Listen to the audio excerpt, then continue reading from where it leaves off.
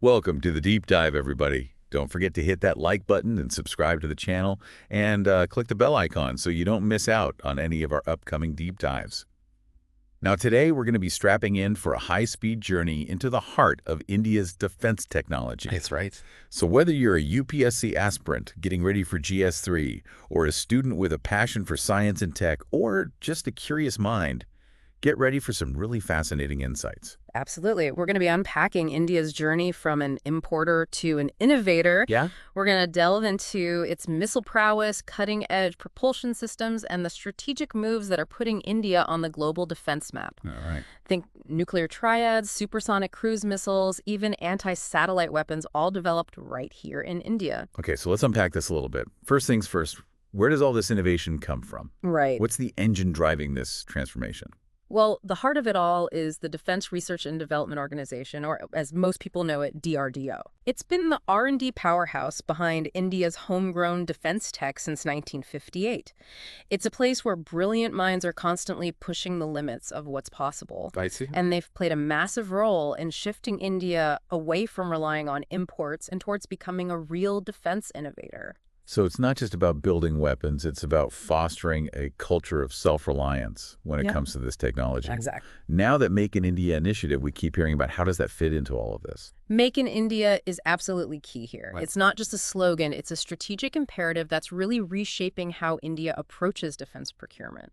One of the big things driving this is DAP 2020, the Defense Acquisition Procedure. Okay. This policy is all about prioritizing Indian vendors and pushing for higher indigenous content in defense equipment. So less reliance on foreign suppliers and more emphasis on finding solutions at home. Exactly. That makes a lot of sense. But how does that actually work in practice? Give us a concrete example. Sure. So DAP 2020 has this category called Buy Indian IDDM. That stands for Buy Indian Indigenously Designed, Developed, and Manufactured. And that's exclusively for Indian vendors. Even in categories where global companies can get involved, the focus is still on sourcing locally. Okay. So you have the Buy Indian category, which needs at least 50% of the design and development to happen in India. And then you've got the Buy Global Manufacture in India category. Got it. And that needs at least 50% local manufacturing. That's a pretty major shift in policy. It is. But what about private companies? What role are they playing in India's defense tech scene?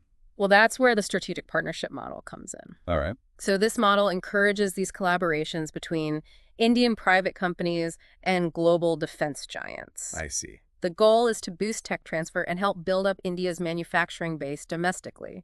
It's all about combining Indian entrepreneurship with expertise from around the world. And then on top of that, we've got these dedicated defense industrial corridors being set up all across the country. Yes. What's the strategy behind those? Those corridors are like specialized zones designed to really boost domestic defense manufacturing. They offer incentives, infrastructure, and this really collaborative environment to attract investments and really encourage innovation. There are two main corridors in development right now, one in Uttar Pradesh and another in Tamil Nadu. So we've got the DRDO driving R&D make in India, pushing self-reliance. Yeah. Private companies joining the game in these defense corridors, creating these manufacturing hubs. Right. It sounds like a really well-rounded approach. Yeah. Now let's move on to a topic that often grabs the headlines when we talk about defense nuclear weapons. Yeah. What's India's position on all of this? This is where things get really interesting. India's got this unique and I'd say responsible approach to nuclear weapons. To really get it, we need to go back and look at India's nuclear history. So you've got the 1974 test and the 1998 tests. And in that same year, India officially declared itself a nuclear weapons state. And all of that led to India laying out its nuclear doctrine in 2003. I remember reading about the no first use policy. Yeah. Is that still a core principle of India's nuclear strategy? Absolutely. No, first use is a cornerstone of India's nuclear doctrine. Okay. It means India will only use nuclear weapons if there's a nuclear attack on Indian territory or against Indian forces anywhere in the world. It's a strong message about responsible deterrence. And that ties into the concept of credible minimum deterrent. Exactly. It's all about maintaining a nuclear force that's strong enough to make any potential adversary think twice about launching a first strike. Yeah. But at the same time, it's about making sure those weapons are only used responsibly as a last resort. It's a tough balance, but I think India has handled it pretty well. So it's not about aggression. It's about ensuring peace through strength. Right. Now, when we talk about nuclear deterrence, Mm-hmm. the term nuclear triad often comes up. Yeah. Can you break down what that actually means? Sure.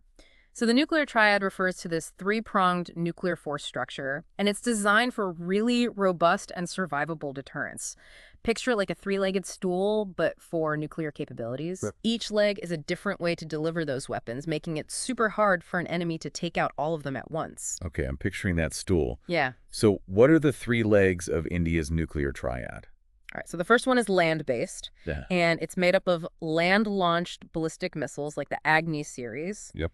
The Agni-V, an intercontinental ballistic missile, is the real star of this category. Yeah. Then you've got the sea-based leg. This is where the Arihant-class submarines come in. Right.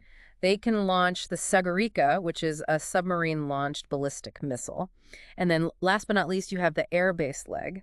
And this uses platforms like the MiG-27, which can deliver nuclear bombs. So you've got missiles launched from land, from under the sea, and from the air. Right. That's quite a deterrent. It really is. And this triadic capability ensures that even if one part of the triad is taken out, the other two can still work, Yeah. guaranteeing they can strike back. It sends a strong message and really helps keep things stable strategically. Now let's dive into some of those missiles in more detail. The Agni series, the BrahMos, there's so many. Where should we begin? A good place to start is with the Integrated Guided Missile Development Program, or IGMDP, as it's often called. Okay. Now, this program was the brainchild of Dr. APJ Abdul Kalam, the brilliant scientist who later became the president of India. Dr. Kalam, a true inspiration. What was the goal behind the IGMDP? It was all about making India self-sufficient when it came to missile technology. Okay. Now, this was back in the 1980s when access to cutting-edge tech was really restricted because of things like the Missile Technology Control Regime. The IGMDP was India's bold answer to those challenges. And it worked, right? It led to the development of some of India's most famous missiles. It definitely did. Yeah. The IGMDP was a remarkable achievement for Indian engineering, a true testament to their ingenuity. It resulted in 5 key missile systems: the Prithvi, Agni, Trishulnag, and Akash. Each of those falls into a different category and has its own unique capabilities, showcasing just how broad India's missile program really is. Okay, so let's go through those one by one. First up, the Prithvi. What's so special about this missile? The Prithvi has a special place in Indian defense history. It was the very first missile developed as part of the IGMDP. Wow. It's a tactical, surface-to-surface, short-range ballistic missile. And there are different versions made for the Army, Air Force, and Navy. It mainly uses liquid fuel. Okay. And some variations use a mix of liquid and solid fuels. And it's got a range of up to 600 kilometers. And then there's the Agni, which you mentioned earlier as a key part of India's nuclear triad. Yes, the Agni is a family of medium to intercontinental range ballistic missiles. It's really the backbone of India's land-based nuclear deterrent. The Agni-V, with its range of over 5,000 kilometers, puts India in this really exclusive group of nations that can hit targets that far away. What's really fascinating about the Agni series is its incredible accuracy.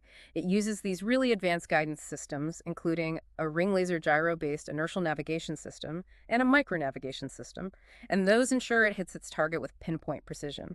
All right, we've covered the Prithvi and the Agni. What about the Trishul? That name sounds pretty interesting. The Trishul is a short-range surface-to-air missile developed mainly for the Indian Navy. Its purpose was to provide quick action against incoming threats. While it's not in service anymore, it was crucial in showing what India could do in multi-domain warfare. And then there's the NAG, which I think is an anti-tank missile. That's right. The NAG is a third-generation fire-and-forget anti-tank missile. Okay. So that means the target is locked on before launch. I see. And once it's fired, the missile guides itself to the target. Right. No further input from the operator is needed. This makes it super effective against armored vehicles. It's an all-weather missile, can work day and night, and can be launched from both land and air platforms. So fire and forget, pretty advanced stuff. Yeah. And last but not least, we have the Akash. Tell me about that one. The Akash is a medium-range surface-to-air missile system. It's designed to take on multiple targets at the same time, and it uses this radar called Rajendra to spot incoming threats. The Akash can reach out to 30 kilometers and engage targets at altitudes up to 18,000 meters. It's a key part of India's air defense and has been deployed successfully. What really makes it stand out is that multi-target engagement capability. The radar system can track lots of incoming objects at the same time, and the Akash missiles are fired to intercept them. So the IGMDP really laid the foundation for India's missile program. But India's missile technology didn't stop there, did it? Oh, definitely not. The IGMBP was a phenomenal start, but India has kept on developing and deploying a new generation of advanced missile systems, each one more capable than the last. Right. We'll get into all of those in detail after a short break. All right, I'm ready to hear about these next-gen missiles. What comes after the Akash? Let's talk about the Astra. This is a real game changer when it comes to air combat. It's an all-weather, beyond visual range, air-to-air missile, or BVRAM for short. Imagine a dogfight where you can take down an enemy aircraft before you even see it. That's the kind of power we're talking about with the Astra. Wow, that sounds like something straight out of a sci-fi movie. Yeah. How does that actually work in real-world scenarios? Well, it uses a solid-fuel ducted ramjet. It's a type of propulsion system that lets it hit those supersonic speeds and cover a range of up to 80 kilometers. Oh. It's packed with some really advanced tech, including an active radar seeker that locks onto the target and guides the missile with incredible accuracy. The Astra is a huge leap forward for India's air combat capabilities. Okay, so that covers air-to-air missiles. What about missiles for hitting targets on the ground? Any exciting developments there? You bet. India's developed this whole range of tactical ballistic missiles designed for those quick and precise strikes. I see. One example is the Prahar. Okay. It's a solid-fuel, surface-to-surface missile with a range of 150 kilometers and can carry a payload of between 200 and 500 kilograms. All right. Then you have the Prelay, another solid-fuel surface-to-surface missile. This one's even more powerful, with a payload capacity of 1 ton and a range of 350 kilometers. Wow. These missiles give the Indian Army the ability to launch those fast and really devastating attacks against enemy positions. These are like the artillery of the 21st century. Exactly. They offer this level of accuracy and responsiveness that you just can't get with traditional artillery. Right. They can be deployed super quickly, making them perfect for those situations on the battlefield that are constantly changing. Okay, what about cruise missiles? I've heard so much about the BrahMos, and it sounds pretty impressive. The BrahMos? This is the superstar of India's missile program, a true testament to that collaboration between India and Russia. Okay. It's a supersonic cruise missile, meaning it travels faster than the speed of sound. In fact, it's one of the fastest cruise missiles in the world. Wow, so what makes it so special? Why all the hype? It's all about its speed, accuracy, and versatility. It can be launched from land, air, and sea platforms, so it's super adaptable to all sorts of situations. The BrahMos has a range of about 300 kilometers. Yeah. But since India joined the Missile Technology Control Regime, or MTCR, they can extend that range now up to 600 kilometers. Wow. And it works on a fire and forget principle similar to the NAG. Once it's launched, it finds its own way to the target, making it really tough to intercept. So fast, accurate, versatile, and hard to stop. Right. No wonder it's a superstar. It's definitely a force to be reckoned with. But let's not forget India's other cruise missiles. You've got the Nirbhay, for instance. Right. It's a long-range subsonic cruise missile. It's known for being stealthy and versatile. It can fly really low, making it hard for enemy radar to pick it up. And it can carry a warhead weighing up to 300 kilograms. Stealth and precision, a powerful combination. For sure. And then we have the Dhanush, a ship-launched ballistic missile. This adds another layer to India's sea-based deterrence capabilities. It's got a range of 350 kilometers and can carry nuclear warheads. So it's a serious weapon in India's arsenal. We've covered a lot of different missiles here. Are there any other types of missile systems we should know about?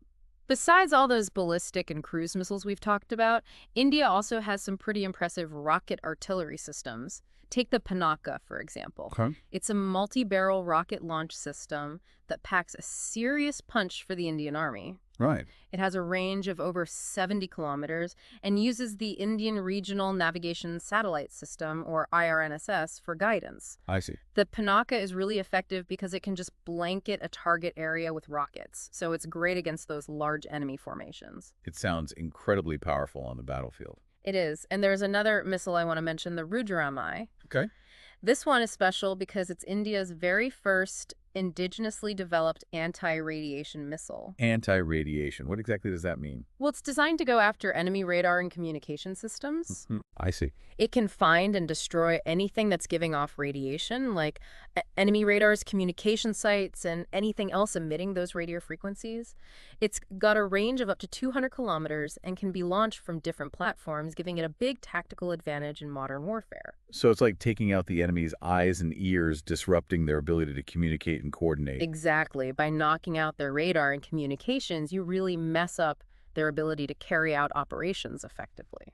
Now, speaking of game changers, we can't forget about India's anti-satellite weapon system. Right. That was a huge development. Tell me more about that. Mission Shakti was a turning point for India's space program. Back in 2019, India successfully showed off its anti-satellite or ASAT capabilities. They did this by destroying a live satellite in low Earth orbit. Wow. It was a major technological feat that put India in a very select group of nations with that kind of capability. What's the strategic significance of having this technology? Well, it has a few implications. First, it shows the world just how strong India is becoming in space and what they can do technologically. Second, it boosts India's strategic deterrence. Having ASAT tech sends a clear message. India can defend what it has in space and stop anyone from messing with it. So it's a deterrent, but it also shows just how advanced India's tech is. Exactly. It's a complex thing with both a tech and strategic sides to it. The test used what's called kinetic kill technology. Okay. Basically, the ASAT missile directly hit and destroyed the satellite just with the force of the impact. That's some serious firepower.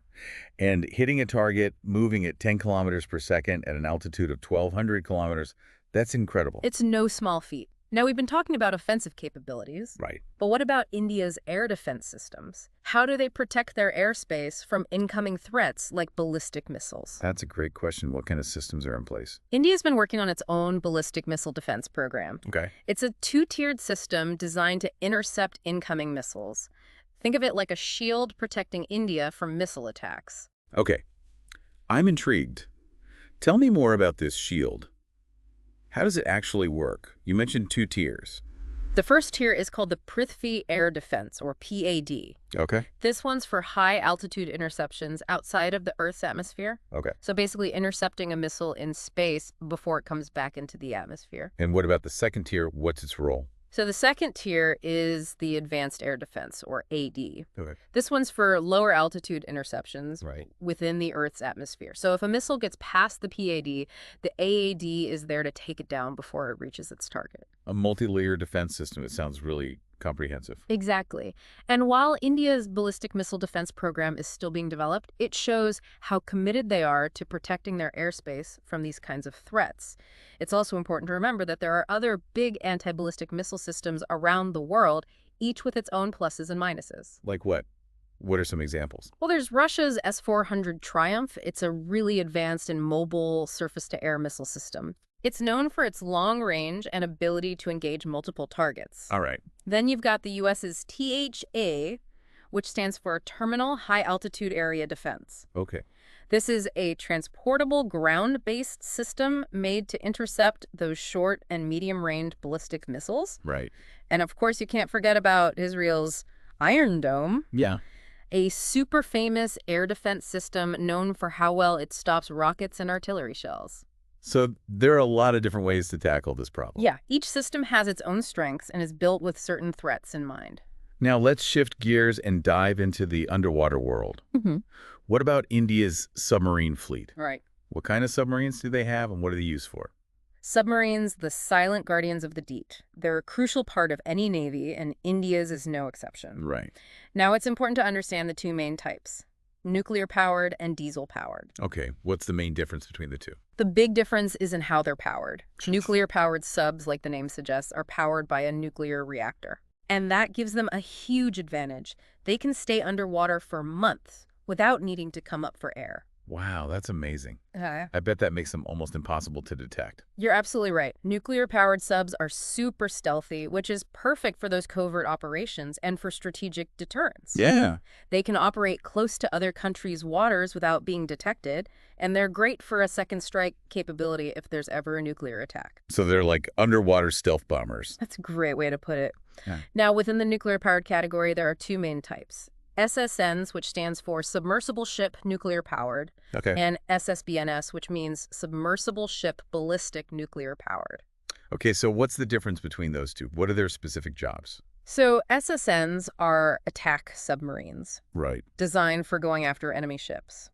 SSBNS, on the other hand, are ballistic missile submarines. Okay. Their job is to carry and launch those submarine-launched ballistic missiles, which are often equipped with nuclear warheads. SSNs are usually smaller and more agile, while SSBNS are bigger and made for longer missions. All right, so that's nuclear-powered submarines. What about the diesel-powered ones? How do they stack up?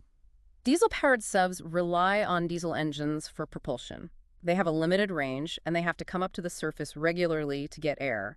That makes them easier to spot and not as good for those long-range missions. So nuclear-powered subs are definitely the more advanced and stealthy choice. Absolutely. But diesel-powered subs still have a role to play, especially for things like coastal defense and anti-submarine warfare. So what does India's submarine fleet actually look like? What kind of subs are they using right now? India has a mix of both nuclear-powered and diesel-electric submarines. For the nuclear-powered ones, they have the INS Chakra. Okay, It's an attack submarine they're leasing from Russia. right. And the Ariane class, which are ballistic missile submarines that were actually developed in India. India is building its own nuclear-powered submarines. That's pretty incredible. It's a major achievement. The Arihant class is a big step forward for India in becoming self-reliant when it comes to submarine technology. They can launch the Sagarika, Yeah. a submarine-launched ballistic missile, which makes them a key part of India's nuclear triad. And what about those diesel-electric submarines? What are some of the important classes? Well, India has a few different classes of diesel-electric submarines, including the Shishumar class, the Kalvari class, and the Sindhuhash class. Right. These submarines are mainly used for things like coastal defense and anti-submarine warfare. So India has a pretty diverse and growing submarine fleet, Yeah. with both nuclear-powered and diesel-electric options. What about the future? Are they working on any new submarines? Yes. India has these ambitious plans to modernize its submarine fleet even more. They've got projects like Project 75 and Project 28 underway. Right. These projects are all about building newer and more advanced submarines. Better sensors, weapons, and capabilities. Project 75 and Project 28. Tell me more about those. What's coming down the pipeline? Well, Project 75 is part of this long-term plan for building submarines. They're aiming to build 6 conventional submarines with some really advanced features. These subs will be equipped with air-independent propulsion systems, or AIP for short. Okay. And those systems let them stay submerged for longer without having to come up for air.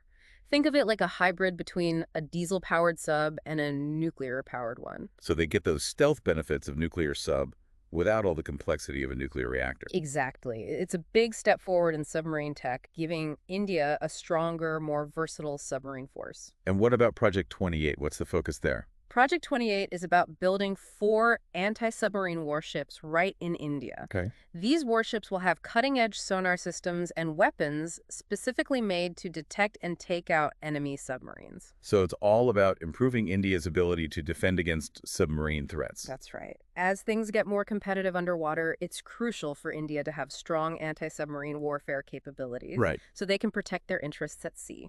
Now let's move on to a technology that's really changing the face of modern warfare. Okay. Drones. What's India's position in the world of unmanned aerial vehicles?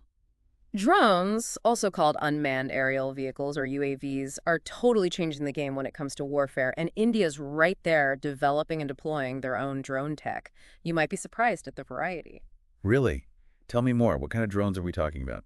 So the DRDO, India's main defense research organization, has made all sorts of drones for different missions. There's the Abhayas, a high-speed expendable aerial target that's used for testing air defense systems. Then there's the Fluffy, a small lightweight drone for surveillance and reconnaissance. And of course we have the Rustum, a medium-altitude, long-endurance drone designed for intelligence gathering and surveillance. Sounds like India is covering a lot of bases when it comes to drone tech. But I imagine there must be some rules in place considering it's a pretty new technology. How does India ensure they're used responsibly? You're right, regulations are super important for safety and security when you're dealing with drones. India has a no permission, no takeoff policy. Okay. Basically, a drone can't fly in Indian airspace unless they get permission first through this digital platform called the Digital Sky Platform. Interesting. They even categorize drones based on their weight, from nano drones that weigh less than 250 grams to large drones that weigh over 150 kilograms. Each category has its own set of rules and requirements, so there's proper oversight depending on the drone's size and what it can potentially do. So there's this well-defined regulatory framework in place to manage the growing use of drones in India. Right. Makes sense. We've covered so much in this deep dive. Everything from homegrown missiles to nuclear doctrine, from submarines to drones, and even the implications of chemical and biological weapons. It's clear that India's defense tech is incredibly dynamic. And it's always changing. It's more than just building weapons, isn't it? There seems to be a bigger strategic vision behind all of this. Absolutely.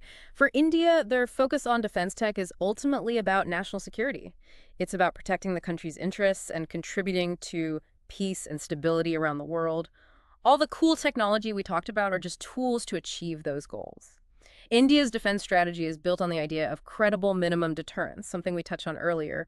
It's about having a defense force that's strong enough to discourage any potential aggression, but also being ready to respond strongly if needed. So it's about finding that balance, being strong enough to deter threats, but also being responsible in how you use force. Exactly. And that's reflected in India's no first use nuclear policy and their commitment to those international arms control agreements. We've given our listeners a lot to think about today. This has been a fascinating look into the world of India's defense technology. It really has. From those early days of the Integrated Guided Missile Development Program to all the cutting-edge stuff being developed today, India has come such a long way in a pretty short time. And it's clear this journey is not over.